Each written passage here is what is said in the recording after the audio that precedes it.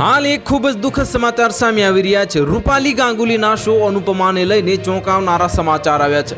જો રિપોર્ટ્સનું માનીએ તો આ શોને કેમેરા આસિસ્ટન્ટનું મોત ઇલેક્ટ્રિક શોકને કારણે થયું છે અને તે સેટ પર ડ્યુટી પર હતો ત્યારે તેને વીજળીનો કરંટ લાગ્યો હતો અને આ ઘટના મુંબઈના ગોરેગાંવ સ્થિત ફિલ્મ સિટીમાં બની હતી અને આ ઘટનાથી સૌ કોઈ ચોંકી ગયા છે।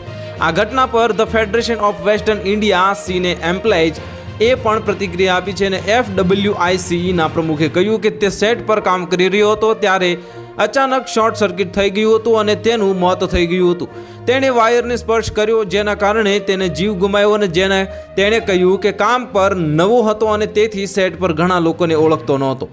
ફેડરેશને તેના નિવેદનમાં ખાતરી આપી છે કે તેઓ મૃતકોના પરિવારના સભ્યોને વળતર આપશે અને અનુપમા શો હાલના દિવસોમાં ઘણા કારણોસર ચર્ચામાં છે અને ગત દિવસોમાં આ શોના ઘણા સિતારાઓએ શો છોડી દીધો છે અને જેના માટે ઘણા લોકોએ રૂપાલી ગાંગુલીને જવાબદાર ઠેરવી હતી।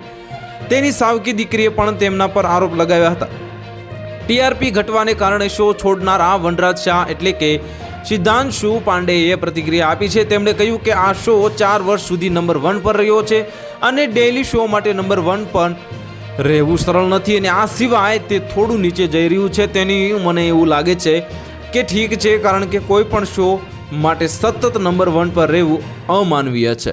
તો હાલ માટે આટલું જ। મળીશું નવી અપડેટ સાથે। જો તમને અમારા વિડીયો પસંદ આવતા હોય તો વિડીયોને લાઇક કરી દેજો, ચેનલને સબસ્ક્રાઇબ કરી બાજુમાં આવેલા બેલ આઇકનને દબાવી દો જેથી તમને આવા સમાચારની અપડેટ મળતી રહે।